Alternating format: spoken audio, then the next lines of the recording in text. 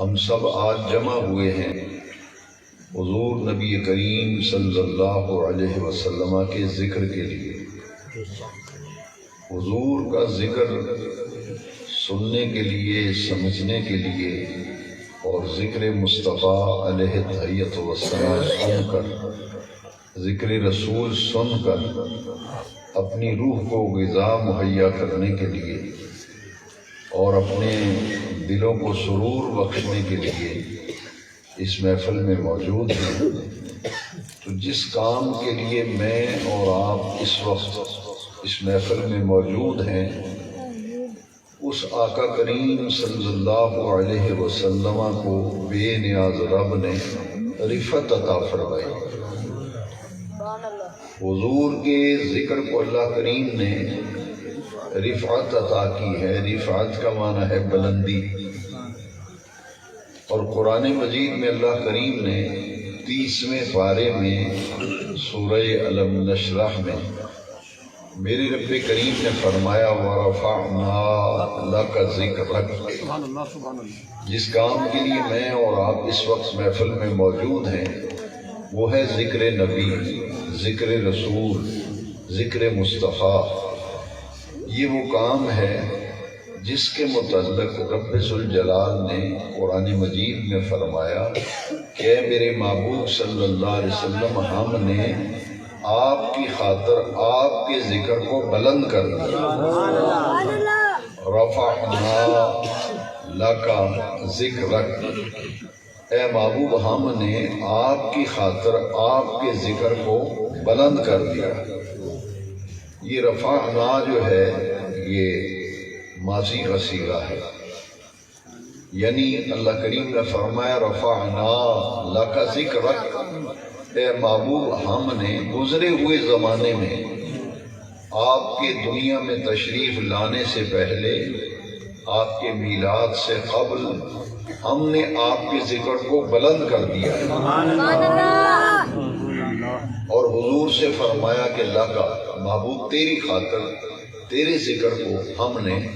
گزرے ہوئے زمانے میں بلند کر دیا۔ قرآن مجید خود بتاتا ہے کہ ہر انسان پر ایک وقت ایسا آتا ہے جب وہ کوئی قابل ذکر شے نہیں ہوتا۔ آیت کریمہ قرآن مجید کی ذرا سنیے، جس میں اللہ کریم نے فرمایا کہ ہر انسان پر ایک وقت ایسا بھی گزرا ہے جب وہ کوئی قابل ذکر شے نہ تھا، یعنی انسان کے پیدا ہونے سے پہلے اس کو کوئی جانتا نہیں، اس کو کوئی پہچانتا نہیں، اس کا کہیں نام اور نشان نہیں ہوتا، اس کا کہیں تذکرہ اور بیان نہیں ہوتا۔ ہر انسان کی یہی کیفیت ہے، کیونکہ ہر انسان محض ہے، اور اس کے پیدا ہونے سے پہلے اسے کوئی جانتا نہیں، اسے کوئی پہچانتا نہیں، اس کا کہیں نام و نشان نہیں ہوتا۔ بڑے سے بڑا دنیا میں انسان ہو تو اس کے پیدا ہونے سے پہلے اس کو کوئی جانتا نہیں، کوئی پہچانتا نہیں، اس کا نام و نشان نہیں ہوتا۔ لیکن میرے نبی کریم علیہ السلام کی ذات اقدس وہ ہے کہ ابھی دنیا میں تشریف لائے نہیں، ابھی میلاد ہوا نہیں، دنیا میں جلوہ گر ہوئے نہیں، 1.25 لاکھ انبیاء کرام میرے نبی کریم علیہ السلام کا ذکر کرتے رہے۔ ہر انسان کی یہ کیفیت ہے کہ اس کو پیدا ہونے سے پہلے کوئی جانتا ہی نہیں، اس کا نام و نشان نہیں ہوتا۔ یہاں تک کہ ماں باپ کو بھی پتہ نہیں ہوتا، علم نہیں ہوتا کہ ہمارے ہاں بیٹی ہوگی یا بیٹا ہوگا۔ لیکن جس آقا کریم کا ہم نے کلمہ پڑھا ہے، اس ہستی پاک کو جن کے ہم امتی ہیں، جن کا آج ہم میلاد منا رہے ہیں، ان کو اللہ کریم نے یہ شان، یہ مقام اور یہ رفعت عطا کی کہ ابھی آپ کا میلاد ہوا نہیں، دنیا میں تشریف لائے نہیں۔ حضرت آدم سے لے کے حضرت عیسیٰ تک ہر نبی میرے نبی کریم کا ذکر کرتا رہا۔ رفعنا کا یہی معنی ہے کہ محبوب ہم نے آپ کے آنے سے پہلے ہی آپ کے ذکر کی دھومیں مچا دی۔ میرے امام فرماتے ہیں وَرَفَعْنَا لَكَ ذِكْرَكَ کا ہے سایہ تجھ پر، وَرَفَعْنَا لَكَ ذِكْرَكَ کا ہے سایہ تجھ پر، بول بالا ہے تیرا، ذکر ہے اونچا تیرا، بول بالا ہے تیرا، ذکر ہے اونچا تیرا۔ تو حضور کا ذکر کب سے شروع ہے؟ یہ آج اور کل ذکر شروع نہیں ہوا، یہ بات تمام سننے والوں کو اچھی طرح ذہن نشین کرنی چاہیے کہ یہ جو ذکر مصطفیٰ کی محفلیں سجاتے ہو، میلاد شریف مناتے ہو، جشن میلاد اور محفلیں سجاتے ہو، یہ حضور کے ذکر کی محفلیں ہیں، یہ جشن حضور کے ذکر کا جشن ہے۔ تو یہ کام کب سے شروع ہے؟ قرآن فرماتا ہے رفعنا لک ذکرک، محبوب آپ دنیا میں آئے نہیں مگر آپ کا ذکر کائنات میں موجود تھا۔ دیکھیے پہلے انسان، پہلے بشر اور پہلے بندے حضرت آدم علیہ السلام۔ ہر آدمی جانتا ہے کہ ان سے پہلے کوئی انسان نہیں تھا، کوئی بشر نہیں تھا، کوئی بندہ نہیں تھا۔ پہلا انسان، پہلا بشر، پہلا بندہ جسے رب کریم نے تخلیق کیا وہ آدم علیہ السلام ہے، اور ہم سب اولاد آدم ہیں، ہم سب اولاد آدم ہیں، ہم آدم علیہ السلام کی اولاد ہیں، وہ ابو البشر ہیں۔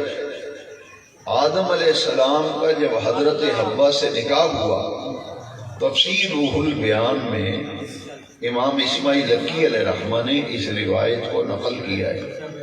کہ اللہ کریم نے فرمایا اے آدم، آپ کا نکاح حوا سے ہو رہا ہے تو آپ حق مہر ادا کریں، حوا کا حق مہر ادا کریں۔ ہر نکاح کے اندر حق مہر شرط ہوتا ہے۔ جب بھی بیٹی کا نکاح ہوتا ہے، بارات گھر میں آتی ہے تو جو نکاح پڑھانے والے ہیں پہلا کام یہ کرتے ہیں کہ وہ پوچھتے ہیں کہ دلہن کا نام کیا ہے، اس کے والد کا نام کیا ہے، دلہا کا نام کیا ہے، اس کے والد کا نام کیا ہے، اس کی عمر کتنی ہے، وہ ساری چیزیں نکاح پہ رجسٹرار جو ہے وہ لکھتا ہے۔ اور پھر نکاح پڑھنے سے پہلے باقاعدہ وہ پوچھتے ہیں، اور نکاح کے رجسٹر میں ایک کالم بنا ہوا ہے حق مہر، تو وہ پوچھتے ہیں کہ جناب حق مہر کیا رکھا ہے، تو حق مہر پھر مشورہ کر کے رکھتے ہیں۔ جب حضرت آدم علیہ السلام جن کی ہم اولاد ہیں، ابو البشر، ان کا نکاح حضرت آدم سے ہوا تو بے نیاز رب نے فرمایا اے آدم، حوا کا حق مہر ادا کرو۔ پوچھا بے نیاز رب حق مہر ہے کیا؟ جو مقرر کیا گیا ہے، جس کی ادائیگی کا مجھے حکم دیا گیا ہے، وہ حق مہر کی مقدار کیا ہے، اور حق مہر میں کون سی شے رکھی گئی ہے؟ تو رب کریم نے فرمایا اے پیارے آدم، جس معبود کی خاطر میں نے ساری کائنات کو بنایا ہے، نبی آخر الزمان خاتم الانبیاء علیہ التحیۃ والثناء، ان کی ذات اقدس پر 20 مرتبہ درود شریف پڑھ دو، حوا کا حق مہر ادا ہو۔ میں اپنے تمام سننے والوں سے یہ گزارش کروں گا کہ حضور کا مقام، حضور کی عظمت کا نمایاں پہلو یہ ہے جو قرآن بیان کر رہا ہے، رفعنا لک ذکرک۔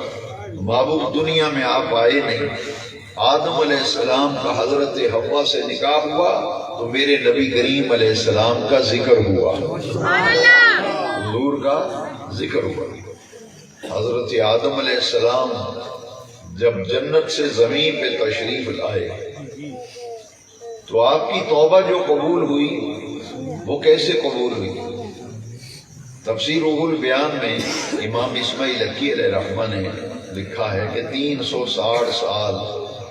جنت سے آئے ہوئے زمین پر 360 سال گزر گئے، تو آدم علیہ السلام نے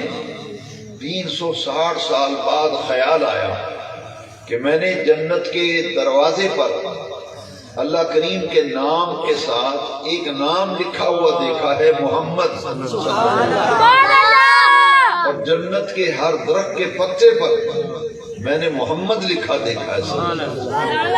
کیوں نہ میں اس نام کا واسطہ پیش کروں۔ یقیناً یہ اللہ کے کوئی محبوب ہیں، کوئی مقرب ہیں، جن کا نام جنت کے دروازے پر عرش والے رب نے اپنے نام کے ساتھ لکھا ہے، جن کا نام جنت کے درخت کے ہر پتے پہ لکھا ہے، کیوں نہ میں اس نام کا واسطہ پیش کروں۔ تفسیر روح البیان میں ہے کہ حضرت آدم علیہ السلام نے اب دعا مانگی، اور وہ دعا غور سے سنیں۔ اللہم انی اسألک بحق محمد صلی اللہ علیہ وسلم، باری تعالیٰ تجھے نام محمد کا واسطہ میری توبہ قبول فرما۔ اب اللہ کریم نے پوچھا، اے آدم کیف عرفت محمدا، تفسیر روح البیان پڑھ رہا ہوں۔ آدم علیہ السلام سے اللہ پاک نے پوچھا کہ اے آدم وہ میرے محبوب تو ابھی دنیا میں آئے نہیں، میرے محبوب ابھی دنیا میں آئے نہیں، تو نے کیسے میرے محبوب کے نام کو پہچانا، کیسے پہچانا؟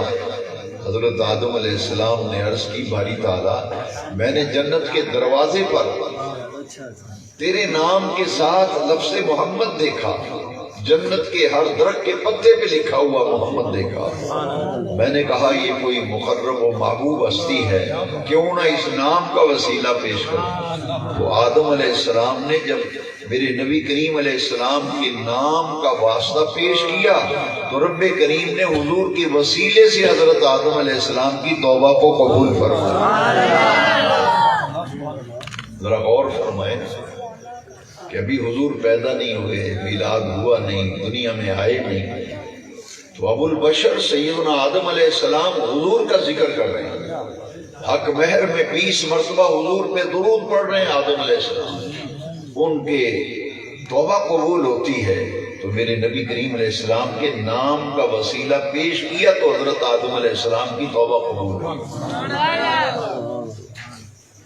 اب آگے چلیے کہ حضرت نوح علیہ السلام، مشہور واقعہ ہے، آپ نے علماء سے سنا ہوگا کہ طوفان نوح آیا، سیلاب آیا، اور کشتی تیار کی حضرت نوح علیہ السلام اللہ کے حکم سے، اور وہ سفینہ، وہ کشتی جب تیار ہو گئی اس میں ہر جنس کا جوڑا جوڑا سوار کر لیا بقائے نسل کے لیے، تو وہ جوتی پہاڑ پہ جا کے لگی، جو کشتی پہ سوار ہو گئے وہ تو بچ گئے، اور جو سوار نہیں ہوئے وہ سارے کے سارے ہلاک ہو گئے، تباہ و برباد ہو گئے۔ اب یہ کشتی جب جوتی پہاڑ پہ لگی، جو کشتی میں سوار تھے وہ سب بچ گئے۔ تفسیر عزیزی میں شاہ عبدالعزیز محدث دہلوی علیہ رحمہ نے لکھا ہے کہ اس کشتی پر حضور کا نام پاک محمد لکھا تھا، کشتی پر میرے نبی پاک کا نام محمد کشتی پہ لکھا ہوا تھا، تو جس کشتی پہ سفینے پہ حضور کا نام مبارک لکھا تھا وہ میرے نبی کریم علیہ السلام کے نام کی برکت سے جوتی پہاڑ پہ جا کے لگی، اور اس کشتی میں سوار جتنے لوگ تھے وہ سب بچ گئے، باقی سارے کے سارے ہلاک ہوئے۔ اس کشتی پر میرے نبی پاک کا نام محمد لکھا تھا صلی اللہ علیہ وسلم۔ تفسیر عزیزی میں شاہ عبدالعزیز محدث دہلوی نے، اب میرے نبی کریم علیہ السلام کے نام کی برکتیں ذرا سنیں۔ حضرت آدم کی بات سنی نا، حضرت نوح کی بھی بات سنی، اب آگے چلیے حضرت موسیٰ کلیم اللہ علیہ السلام، یعنی اس بات کو ذہن میں رکھیں اور پوری گفتگو اور بیان کے دوران یہ نقطہ ذہن میں رکھیں کہ رفعنا لک ذکرک، قرآن پاک کی آیت ہے کہ اے محبوب ابھی آپ دنیا میں آئے نہیں، آپ کے آنے سے پہلے میں نے آپ کا ذکر اتنا بلند کیا، اتنا بلند کیا کہ 1.25 لاکھ نبی آپ کا ذکر کرتے گئے، 313 رسول آئے تو وہ بھی آپ کا ذکر کرتے گئے۔ حضرت آدم اور نوح کی بات سنی، اب حضرت موسیٰ کی بات سنیں۔ اللہ کریم نے حضرت موسیٰ کلیم اللہ سے فرمایا، کلیم اللہ کا معنی ہے اللہ سے ہم کلام ہونے والے، اللہ سے گفتگو کرتے تھے حضرت موسیٰ علیہ السلام، کلیم اللہ۔ اللہ کریم نے حضرت موسیٰ کی طرف وحی کی اور فرمایا، اے پیارے موسیٰ فلاں بستی میں تشریف لے جائیں، وہاں میرا ایک دوست فوت ہو گیا ہے، میرا ایک ولی فوت ہو گیا ہے، آپ اس کو جا کے غسل بھی دو، کفن بھی پہناؤ، اس کا جنازہ بھی پڑھاؤ، اس کی خبر تیار کر کے خود اپنے ہاتھوں سے دفن کرو، اور گرد و نواح میں اعلان کرا دو، گرد و نواح میں چاروں طرف اعلان کرا دو کہ جو بندہ اس کے جنازے میں آئے گا اللہ تبارک و تعالیٰ اس کی مغفرت یقینی فرما دے گا۔ اس سے ایک مسئلہ معلوم ہوا، خصائص کبریٰ میں امام جلال الدین سیوطی علیہ رحمہ نے اس روایت کو نقل کیا ہے، اور امام سیوطی وہ ہیں جنہوں نے 70 مرتبہ حالت بیداری میں حضور کی زیارت کی۔ کتنی بڑی شخصیت ہوگی بھئی، خواب میں حضور کا دیدار ہو جائے تو بڑی بات ہے، لیکن یہ وہ عظیم ہستی ہیں جن کو 70 مرتبہ نبی کریم علیہ السلام نے جاگتے ہوئے حالت بیداری میں اپنا دیدار کرایا تھا۔ یہ اپنی صدی کے مجدد بھی ہیں، محدث بھی ہیں، مفسر بھی ہیں، امام جلال الدین سیوطی۔ خصائص کبریٰ نبی کریم علیہ السلام کے خصائص پر انہوں نے بڑی پیاری ایک تعلیف فرمائی ہے، اس میں یہ لکھی ہے روایت جو میں آپ کو سنا رہا ہوں۔ تو حضرت موسیٰ کلیم اللہ سے فرمایا کہ اعلان کرا دو جو بھی اس کا جنازہ پڑے گا اس کی بخشش یقینی ہے۔ معلوم ہوا کچھ جنازے ایسے ہیں کہ جن کا جنازہ پڑھا جا رہا ہے ان کی وجہ سے پڑھنے والے بخشے جاتے ہیں، اور کچھ جنازے ایسے ہیں کہ پڑھنے والوں کی وجہ سے میت کی بخشش ہوتی ہے۔ تو یہ جس کے غسل، کفن، جنازے کا حکم دیا، تدفین کا حکم دیا اللہ نے، حضرت موسیٰ کلیم اللہ، یہ اس پائے کا بندہ تھا کہ رب کریم نے فرمایا جو بھی اس کا جنازہ پڑے گا اس کی بخشش ہو جائے گی۔ حضرت موسیٰ کلیم اللہ علیہ السلام اس پنڈ میں تشریف لے گئے، بستی لوگوں سے کہا میں نے فلانے بندے سے ملنا ہے۔ لوگوں نے کہا جی وہ تو بڑا فاسق و فاجر تھا اور وہ فوت ہو گیا ہے، مر گیا۔ تو کہا وہ اس کی لاش کہاں ہے؟ انہوں نے کہا جی جب وہ مرا ہے نا تو لوگوں نے نفرت سے اس کی میت ڈیڈ باڈی اٹھا کر روڑی پہ پھینک دی ہے، یہاں تک کہ اس کے تن کے کپڑے بھی اتار لیے، علی ننگا کر کے اسے روڑی پہ جا کے پھینک دیا۔ حضرت موسیٰ جب گئے تو دیکھا ہے روڑی کے اوپر ایک آدمی مرا پڑا ہے اور جسم بھی ننگا ہے، اس کا کپڑے بھی نہیں، لباس بھی نہیں، علی ننگا پڑا ہوا۔ لوگ کہتے ہیں یہ بڑا فاسق تھا، بڑا فاجر تھا۔ اللہ کریم نے فرمایا میرا ولی فوت ہو گیا، میرا دوست فوت ہو گیا۔ حضرت موسیٰ کلیم اللہ اس آدمی کی طرف دیکھتے ہیں اور پھر آسمان کی طرف دیکھتے ہیں، پھر اپنے رب کریم سے ہم کلام ہوئے حضرت موسیٰ کلیم اللہ علیہ السلام۔ آپ نے عرض کی باری تعالیٰ تو فرماتا ہے کہ میرا دوست فوت ہوا ہے، میرا ولی فوت ہو گیا ہے، اور بستی والے کہتے ہیں یہ بڑا فاسق و فاجر تھا، یہ ماجرہ اور معاملہ کیا ہے؟ میرے رب کریم نے فرمایا اے موسیٰ کلیم اللہ، بات بستی والے جو کہتے ہیں وہ بھی ٹھیک ہے اور جو بات میں کہتا ہوں وہ بھی ٹھیک ہے۔ اب یہ اجتماع ذہن ہے، یہ ممکن نہیں ہے کہ بندہ فاسق و فاجر بھی ہو اور اللہ کا ولی بھی ہو۔ لوگوں نے نفرت سے اٹھا کے روڑی پہ پھینکا ہوا ہے۔ اللہ کریم نے فرمایا جو پنڈ والے، گاؤں والے، بستی والے، محلے والے جو کہتے ہیں وہ بھی ٹھیک ہے اور جو میں کہتا ہوں وہ بھی ٹھیک ہے۔ موسیٰ کلیم اللہ نے عرض کی حضور رات دن اکٹھے نہیں ہو سکتے، آگ اور پانی اکٹھے نہیں ہو سکتے، دن اور رات اکٹھے نہیں ہو سکتے، سردی گرمی اکٹھی نہیں ہو سکتی۔ تو وہ یہ کیسے ہو کہ وہ فاسق بھی ہو، فاجر بھی ہو، فسق و فجور میں مبتلا رہنے والا ہو اور تیرا دوست اور ولی بھی ہو؟ یہ کیسے ہو سکتا ہے؟ اللہ کریم نے فرمایا تھا تو واقعی وہ فاسق ہوتا ہے، لیکن اگلی بات سنو موسیٰ کلیم اللہ، اگلی بات سنو، میں نے اسے اپنا دوست کیسے بنایا، اللہ نے اسے اپنا ولی کیسے بنایا، وہ اللہ کا دوست کیسے بنا۔ اللہ کریم نے فرمایا موسیٰ کلیم اللہ ایک دن اس نے غسل کیا، نہا دھو کر صاف ستھرا ہو کر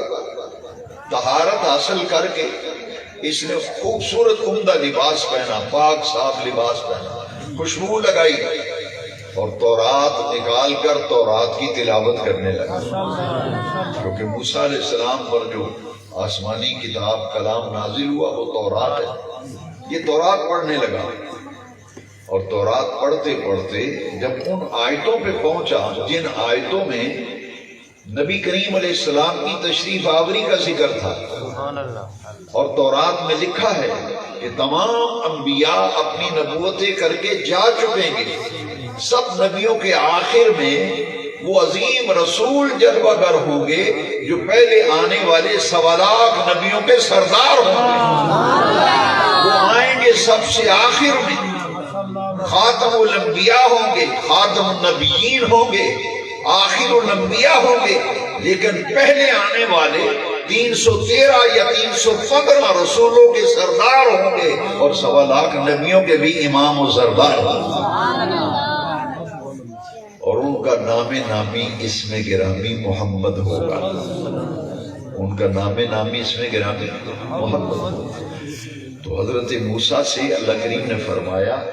جب اس نے تورات کی وہ آیتیں پڑھی نا تو اس نے کہا وہ نبی اتنی شان والے ہوں گے، وہ نبی اتنی شان والے ہوں گے کہ آئیں گے سب نبیوں سے آخر میں، آئیں گے سارے نبیوں کے لیکن ہوں گے پہلے تمام نبیوں سے افضل والا، سارے نبیوں سے افضل والا، تمام رسولوں سے افضل والا۔ تو دل میں یہ سوچنے لگا کہ اس رسول کی اتنی شان ہے کہ پہلے تمام نبیوں سے افضل ہوں گے، اور پھر تورات میں لکھا تھا کہ اس کا نام جو ہے محمد ہوگا۔ عبرانی زبان میں وہاں فارکولید لکھا ہے، حضور کا جو ایک نام ہے نا عبرانی زبان میں فارکولید، لاہور کے ایک اسکالر ہیں، انہوں نے حضور کی سیرت کی کتاب لکھی ہے، تو حضور کا وہ نام لکھا ہے جو عبرانی زبان میں ہے، فارکولید۔ وہ کتاب میں خرید کے لایا ہوں، بڑا لطف آیا اس کتاب کو پڑھا۔ عبرانی زبان میں محمد کا معنی کیا جائے تو فارکولید بنتا ہے، تو حضور کا نام کہ ان کا نام محمد ہوگا۔ تو وہ جو بنی اسرائیل کا بندہ تھا، حضرت موسیٰ علیہ السلام کو امتی، فاسق بھی تھا، فاجر بھی تھا، لوگ اس سے تنگ بھی تھے، لیکن اس نے جب حضور کی شان تورات میں پڑھی تو اس نے کہا کہ وہ نبی اتنے عظیم ہوں گے، ان کا نام محمد ہوگا۔ اس کی آنکھوں میں آنسو آ گئے اور اس نے تورات کو اٹھا کر جہاں تورات میں میرے نبی کریم کا نام محمد لکھا ہوا تھا اس نام کو چوم لیا، حضور کے نام پاک کا بوسہ لیا، حضور کا جہاں نام لکھا ہوا تھا اسے چوما۔ حضور کے میلاد کی محفل میں آنے والوں، دلوں میں حضور کا پیار لے کر بیٹھنے والوں، کلیجے میں ٹھنڈ پڑ جائے، بڑے اطمینان سے میری بات سنیں۔ اللہ کریم نے فرمایا اے موسیٰ کلیم اللہ، اس کے ہونٹ میرے محبوب کے نام محمد کے ساتھ مس ہوئے، اس نے چوما۔ جیسے ہی اس نے میرے محبوب کے نام کا بوسہ لیا، میں نے اس کے زندگی بھر کے گناہوں کو معاف کر کے نام محمد کی تعظیم کرنے کی وجہ سے اپنا ولی اور دوست بنا لیا، میں نے اپنا ولی بنا لیا۔ اس کے بعد اس کی موت واقع ہو گئی، اس لیے میں نے آپ کو حکم دیا کہ جاؤ غسل بھی دو، کفن پہناؤ، قبر تیار کرواؤ، جنازہ خود پڑھاؤ اور دفن بھی خود کرو، اور اعلان کراؤ جو بھی اس کا جنازہ پڑے گا بخشا جائے گا۔ خصائص کبریٰ میں امام جلال الدین سیوطی علیہ رحمہ نے یہ واقعہ لکھا ہے۔ اس سے ایک نتیجہ نکلا کہ وَرَفَعْنَا لَكَ ذِكْرَكَ، آدم علیہ السلام کا نکاح حضرت حوا سے ہوا تو ذکر مصطفیٰ ہوا، حضرت آدم کی توبہ قبول ہوئی تو ذکر مصطفیٰ ہوا، حضرت نوح علیہ السلام کی کشتی جودی پہاڑ پہ لگی تو ذکر مصطفیٰ ہوا، حضرت موسیٰ کریم کی امت میں میرے نبی کریم علیہ السلام کی عزت و عظمت کا چرچا ہے کہ حضور کے نام کی تعظیم کی برکت سے موسیٰ کلیم اللہ کا امتی اللہ کا ولی بن گیا۔ حضور تو بھئی ابھی دنیا میں آئے نہیں، ان کے نام کی تعظیم سے بندے ولی بن رہے ہیں، حضور دنیا میں ابھی آئے نہیں۔ تو میرے نبی پاک کے نام کی یہ برکت ہے کہ نام محمد کی تعظیم، ادب و احترام کرنے کی بدولت اللہ نے اس کے فسق و فجور اور گناہوں کو، غلطیوں کو معاف کر کے اس کو اپنا ولی بنا کر اس کی زندگی کو بدل دیا، اس کی زندگی کو بدل دیا۔ اسی لیے ہم یہ کہتے ہیں کہ رب ذوالجلال نے ہمارے آقا کو بڑی شان عطا کی ہے۔ رفعنا لک ذکرک، محبوب ہر کوئی دنیا میں آیا تو اس کا ذکر شروع ہوا۔ هل اتی علی الانسان حین من الدہر لم یکن شیئا مذکورا، ہر انسان پر ایک وقت ایسا آیا کہ اس کے پیدا ہونے سے پہلے اس کو کوئی جانتا نہیں، اس کو کوئی پہچانتا نہیں، اس کا نام و نشان نہیں، تذکرہ و بیان نہیں، لیکن میلاد والے آقا آمنہ کے لال کا یہ مقام ہے، ابھی دنیا میں آئے نہیں، ہر نبی ہر رسول میرے نبی کریم کا ذکر کرتا ہوا دنیا سے گیا۔ نعرہ تکبیر، نعرہ رسالت، سیدی مرشدی، سیدی مرشدی، جشن عید میلاد النبی۔ یہ بات غور سے سمجھے، تقریر وہ ہوتی ہے جس سے کچھ سمجھا گیا، شور ڈالنے سے کچھ فائدہ نہیں ہوگا۔ میں ترتیب سے آپ کو سمجھا رہا ہوں الحمدللہ، کوئی بات ادھر ادھر کی نہیں کی میں نے پوری گفتگو میں، کیونکہ میں چاہتا ہوں کہ آپ کو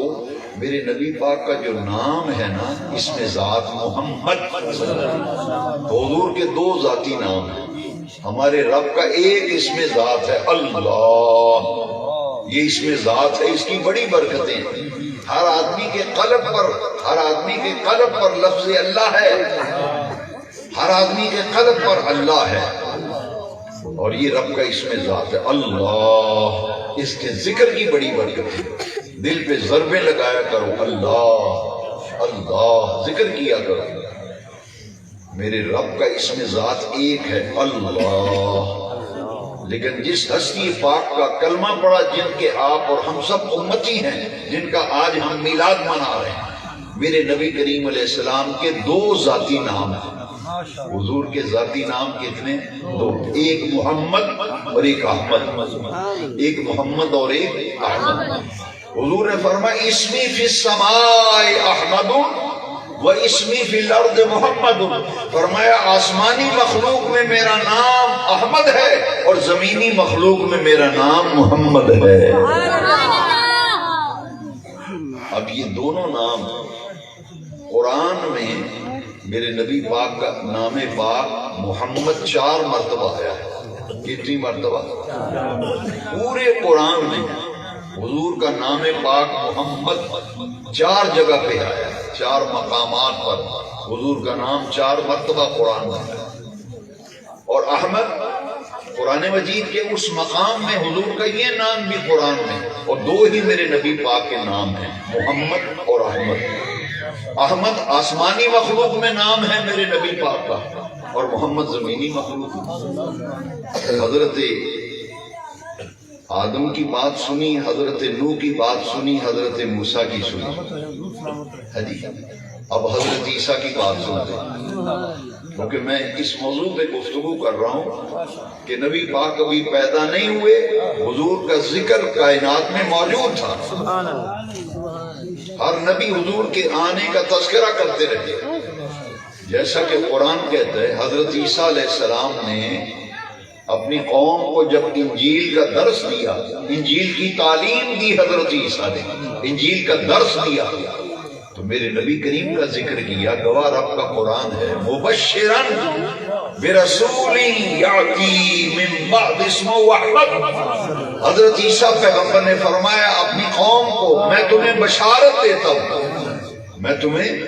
بشارت دیتا ہوں، خوشخبری دیتا ہوں، میرے بعد ایک بڑی شان کا مالک رسول آئے گا جن کا نام نامی اسم گرامی احمد ہوگا۔ حضرت عیسیٰ نے بشارت دی کہ وہ رسول آئیں گے تو میرے بعد، لیکن شان بڑی بلند و بالا ہوگی، اور ان کا نام بھی بتایا، ان کا نام نامی احمد ہوگا۔ یہاں ایک نقطہ میں عرض کرتا ہوں کہ یہاں آپ نے محمد نہیں فرمایا، احمد، حضور کا وہ نام لیا ہے جو آسمانی مخلوق نے اس لیے لیا تھا، محمد نام نہیں لیا، احمد لیا، حضور کا دوسرا اسم ذات، وہ اس لیے لیا کہ قرآن مجید میں ہے کہ حضرت عیسیٰ علیہ السلام کو یہودیوں نے قتل کرنے کا ارادہ کیا۔ آج بھی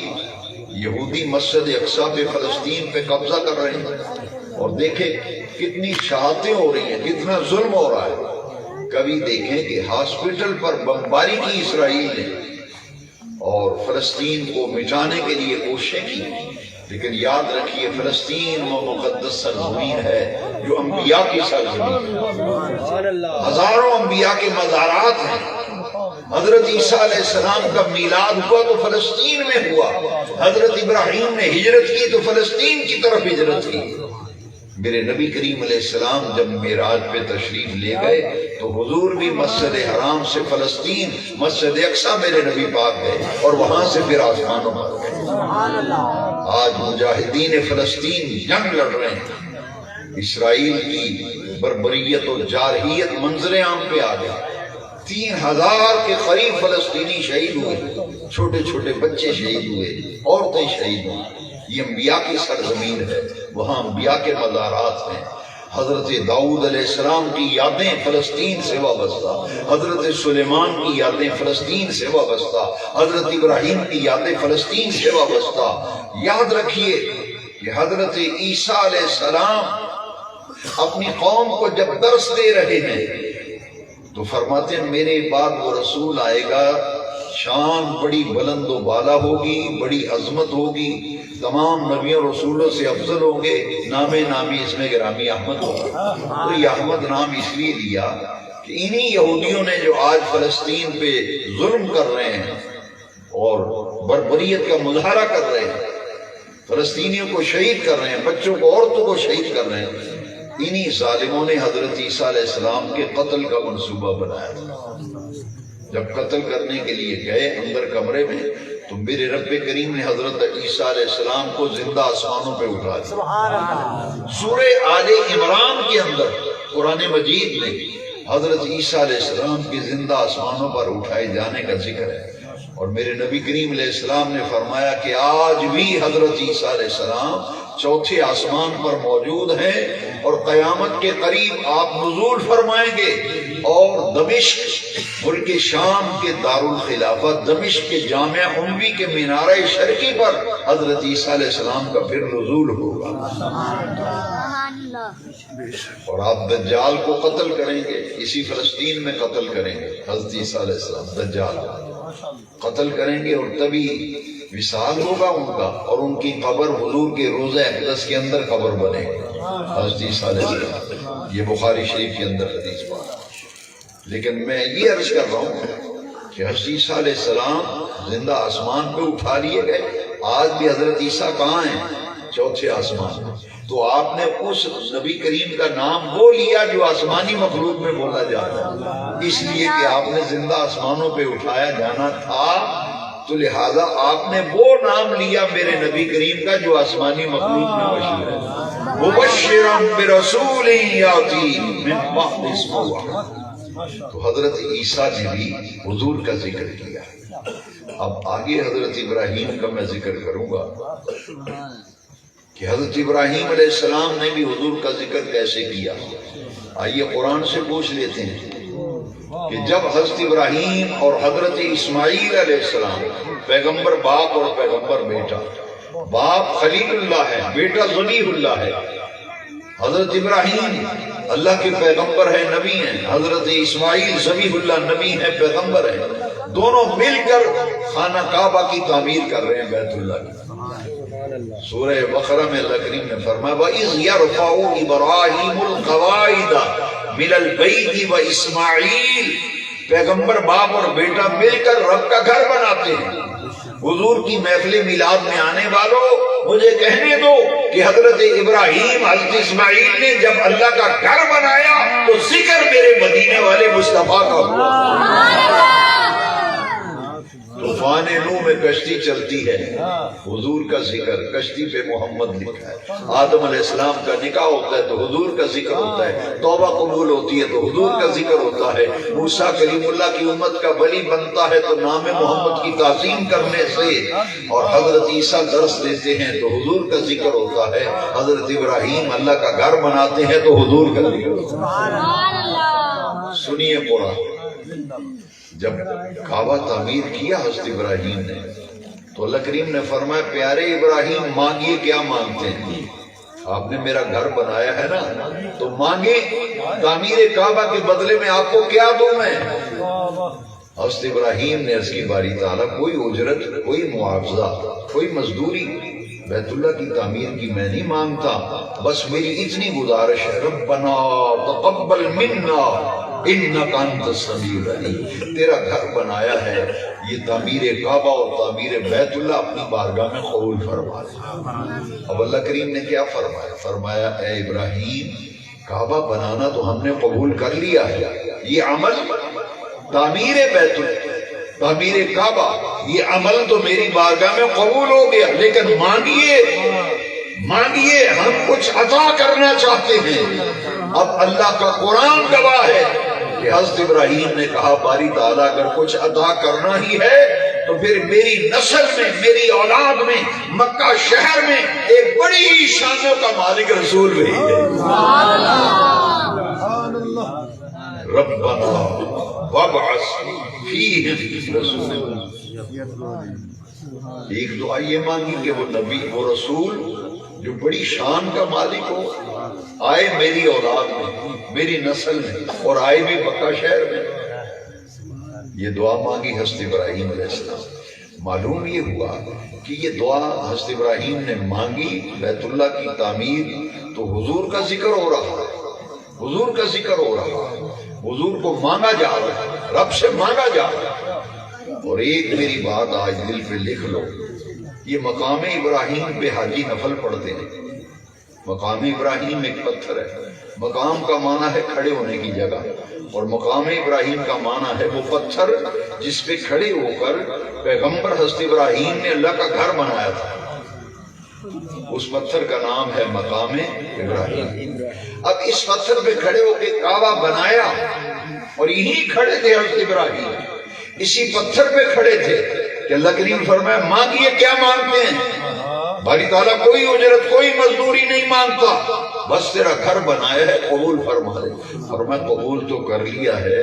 مگر آج ہم عطا کرنا چاہتے ہیں، مانگیے کیا مانگتے ہیں۔ پھر عرض کیا تھا باری تعالیٰ تو نے عطا فرمانا ہی ہے تو میری نسل میں، میری اولاد میں، مکہ شہر میں ایک بڑی ہی عظمتوں کا مالک رسول بھیج دے۔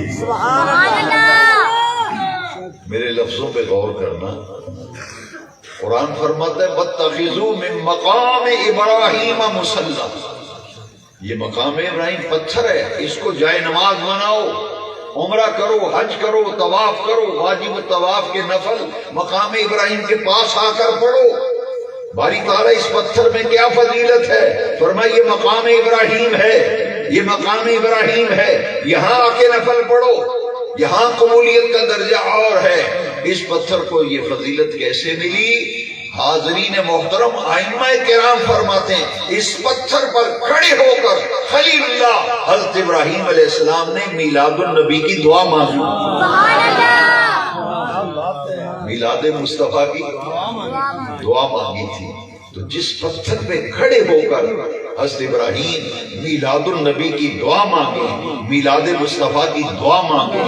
اس پتھر کو یہ مقام ملتا ہے کہ بے نیاز رب فرماتا ہے اسے جائے نماز بناؤ، یہاں نفل پڑھو گے تو قبولیت کا درجہ ہی نرالا ہوگا۔ اب دو حدیثیں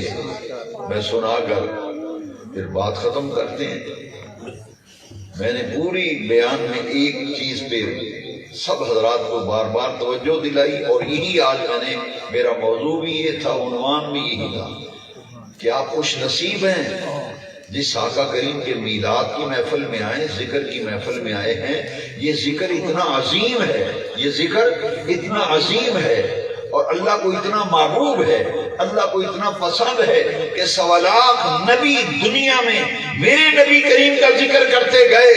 313 315 رسول آئے، سبھی رسول اس دنیا میں میرے نبی کریم کا ذکر کرتے ہوئے اس دنیا سے گئے۔ سبحان اللہ۔